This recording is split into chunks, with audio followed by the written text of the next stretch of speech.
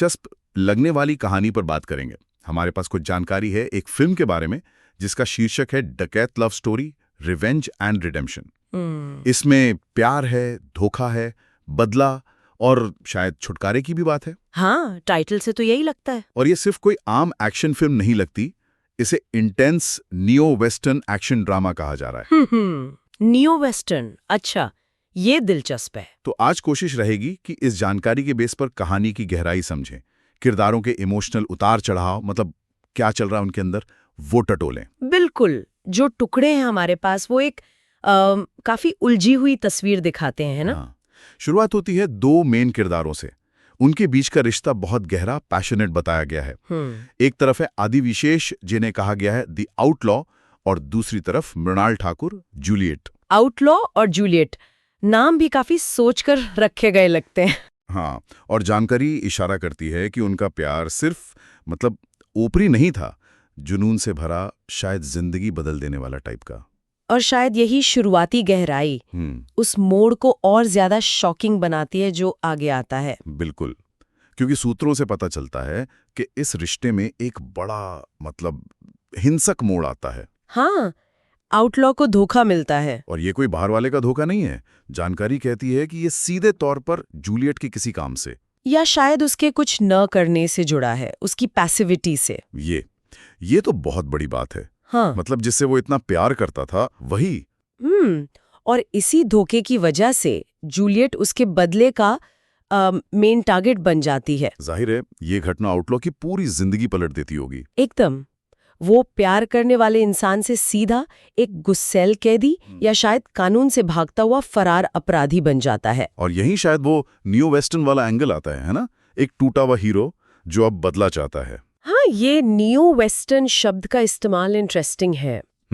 इसमें वेस्टर्न वाले एलिमेंट्स तो होंगे, बदला, रफ एंड टफ माहौल, कानून से टकराव। पर न्यू शायद इसलिए कि सेटिंग मॉडर्न हो सकती है, या फिर किरदारों की साइकोलॉजी पर ज्यादा जोर होगा, सिर्फ एक्शन पर नहीं। अच्छा। आउटलॉ का ये बदला, प्यार से नफरत और बदले की तरफ, ये इस जॉनर का एक जरूरी हिस्सा हो सकता है। उसका कैदी या फरार बनना, ये उसके आउटलॉ स्टेटस को और पक्का करता है। और फिर कहानी थोड़ा आगे बढ़ती है कुछ वक्त बाद। हाँ, आउटलॉ वापस आता है। लेकिन ये कोई ऐसी वापसी नहीं है कि चलो बात करते हैं, माफ करते हैं। नहीं, बिल्कुल नहीं। जानकारी के मुताबिक वो सिर्फ जूलियट को चोट पहुंचाने नहीं लौटा, उसका इरादा तो कहीं ज्यादा भयानक है। वो उससे और शायद उस पूरी दुनिया को जिसने उसके साथ गलत किया, उसे पूरी तरह नष्ट करने की कसम खाकर लौटा है। उसका एक वॉइस ओवर भी मेंशन किया गया है सूत्रों में, मैं तुम्हें नष्ट करने आया हूं। ये लाइन, उफ, रोंगटे खड़े हो जाते हैं। ये सिर्फ बदला नहीं है, ये तो विनाश की घोषणा है। हाँ, इससे पता चलता है कि वो किस हद तक टूट चुका है, गुस्सा कितना गहरा है। और ये कहानी को एक बहुत ही डार्क जोन में ले जाता है। अब ये सिर्फ वो लव स्टोरी नहीं रही जिसमें मुश्किलें हैं। नहीं, अब ये वो कहानी है जहां प्यार और नफरत आमने सामने है, एक खतरनाक टकराव के रास्ते पर। वो जो बुनियाद थी, वो गहरा प्यार, वो अब बदले की आग में जल रहा है। और फिर यहीं पर कहानी एक और दिलचस्प मोड़ लेती है, जहां से ड्रामा शायद और तेज होता है। कहानी का मेन फोकस इन दो एक्स लवर्स के विनाशकारी रीयूनियन पर है।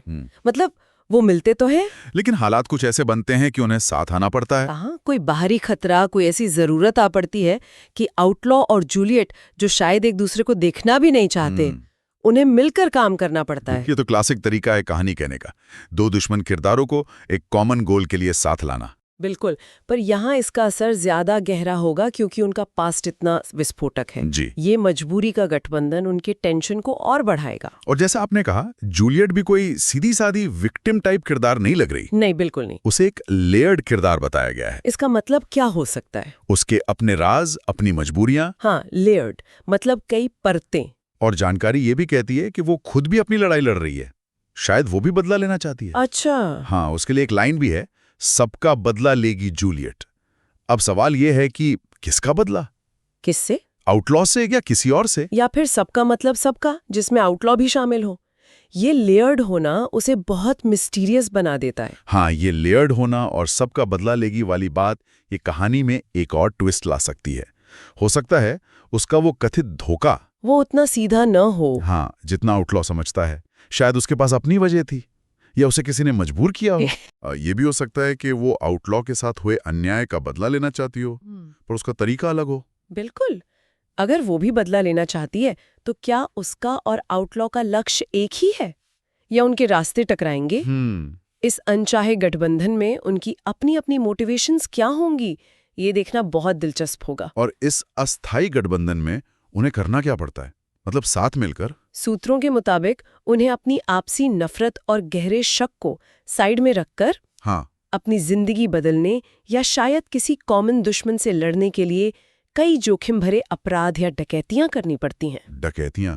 सोचिए जरा, दो लोग जो एक दूसरे को नष्ट करना चाहते हैं, वो मिलकर डकैतियां कर रहे हैं। ये सिचुएशन ही मतलब हाई टेंशन वाली है, एकदम बारूद का ढेर। हाँ, और ये जो हाई स्टेक्स एक्शन सीक्वेंस होंगे, ये सिर्फ बाहर का थ्रिल नहीं देंगे। अच्छा। ये उनके रिश्ते की अग्नि परीक्षा की तरह काम करेंगे।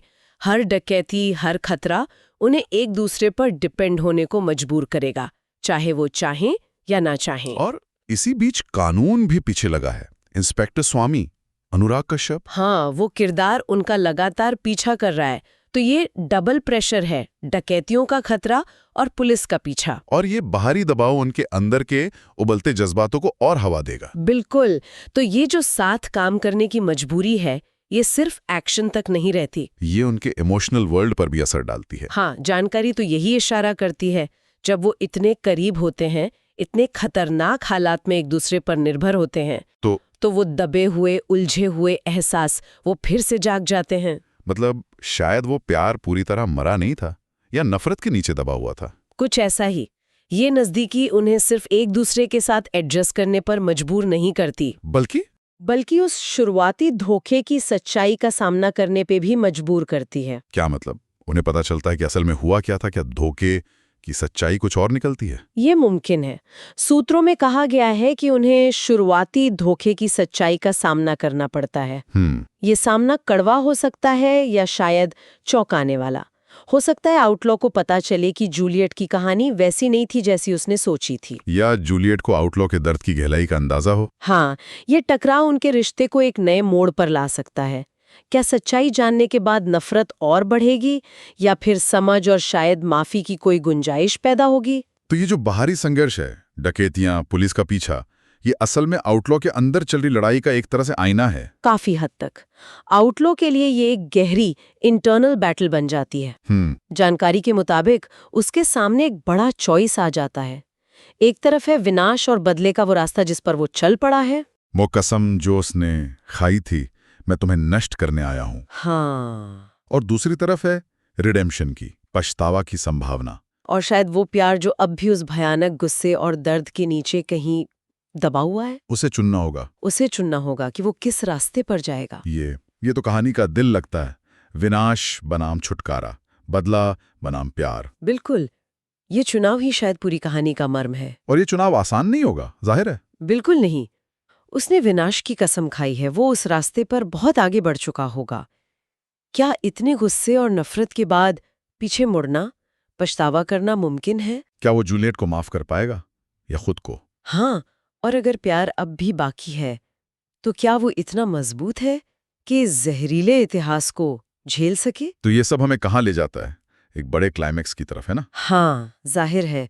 सूत्रों में इसका जिक्र भी बड़े ड्रामेटिक अंदाज में किया गया है। उटक क्लाइमैक्स की ओर बढ़ रही है, जहां आउटलॉ का ये अंतिम चुनाव, विनाश या छुटकारा, सब तय करेगा। इस क्लाइमैक्स को बंदूकों और गुलाबों, धोखे और भरोसे, और सबसे बढ़कर प्यार और नुकसान का विस्फोट लाने वाला बताया गया है। बंदूकें और गुलाब, ये फ्रेज ही कितना कुछ कहता है। विरोधाभास। हाँ, हिंसा और रोमांस, नफरत और प्यार, धोखा और भरोसा, ये सारे तत्व जो कहानी में बिखरे हुए हैं, वो क्लाइमैक्स में एक साथ टकराएंगे। ये सिर्फ एक्शन का क्लाइमैक्स नहीं होगा, बल्कि इमोशंस का भी विस्फोट होगा। बिल्कुल। और इसी पल में तय होगा कि इन दोनों किरदारों की फाइनल डेस्टिनी क्या है। क्या उनका प्यार इस अग्नि परीक्षा से गुजरकर बच पाएगा, या वो हमेशा के लिए एक दूसरे को खो देंगे या नष्ट कर देंगे? तो अगर हम इस पूरी जानकारी को समेटें, तो ये कहानी कई पावरफुल एलिमेंट्स का एक कॉम्प्लेक्स मिक्सचर है। शुरुआत में गहरा पैशनेट प्यार, फिर एक कड़वा, जिंदगी बदल देने वाला धोखा, जिसके बाद बदले की एक इंटेंस, विनाशकारी इच्छा, फिर सिचुएशन के कारण बना एक मजबूर, अस्थिर गठबंधन जिसमें हाई स्टेक्स एक्शन, डकैतियां, कानून का पीछा। और इन सब के सेंटर में विनाश बनाम छुटकारे का एक पावरफुल इंटरनल स्ट्रगल जो प्यार और नफरत के बीच झूलता रहता है। बिल्कुल। और ये देखना वाकई दिलचस्प होगा कि ये कहानी प्यार और गुस्से के इस जटिल कोएग्जिस्टेंस को कैसे दिखाती है। क्या वाकई इतना गहरा प्यार, इतना जहरीला धोखा और इतनी शदीद नफरत झेलने के बाद भी बच सकता है? ये कहानी ह्यूमन इमोशंस की कॉम्प्लेक्सिटी और उनके कॉन्ट्राडिक्शंस पर रोशनी डालती लगती है। हाँ, क्या प्यार और नफरत एक ही रिश्ते में, एक ही वक्त में मौजूद रह सकते हैं? जानकारी के अंश तो इसी तरफ इशारा करते हैं। ये सवाल वाकई सोचने पर मजबूर करता है। क्या प्यार हमेशा जीतता है, जैसा अक्सर कहानियों में होता है, या कभी-कभी नुकसान इतना गहरा होता है कि वापसी मुमकिन नहीं होती? और यही सवाल हमें कुछ फाइनल थॉट्स की ओर ले जाता है। एक बात जो दिमाग में आती है वो जूलियट के किरदार से जुड़ी है। क्या उसका वो तथाकथित धोखा वाकई उतना सीधा और सिंपल है जितना आउटलॉ को या शायद हमें शुरुआत में लगता है? या जैसा कि उसे लेयर्ड कहा गया है, उसमें और भी परतें हैं, कोई मजबूरी, कोई सीक्रेट एजेंडा जिसका खुलासा बाद में हो। हाँ, और उसका वो सबका बदला लेगी वाला एंगल भी इस मिस्ट्री को और गहरा करता है। बिल्कुल, ये पहलू कहानी को पलट सकता है। अगर उसका धोखा उसकी मर्जी से नहीं था तो आउटलॉ का पूरा नजरिया बदल सकता है। और दूसरा अहम सवाल आउटलॉ के रिडेम्पशन या पश्चाताप से जुड़ा है। हाँ, क्या विनाश की इतनी इंटेंस इच्छा रखने के बाद, नष्ट करने की कसम खाने के बाद किसी किरदार के लिए सच में छुटकारा मुमकिन है? क्या पश्चाताप अतीत के कामों को मिटा सकता है? या क्या बदले का रास्ता अपनाने के बाद इंसान हमेशा के लिए बदल जाता है और वापसी का कोई रास्ता नहीं बचता? ये कुछ ऐसे सवाल हैं जो शायद ये कहानी दर्शकों के मन में छोड़ जाए सोचने के लिए कि क्या कुछ घाव इतने गहरे होते हैं जो कभी भर नहीं सकते?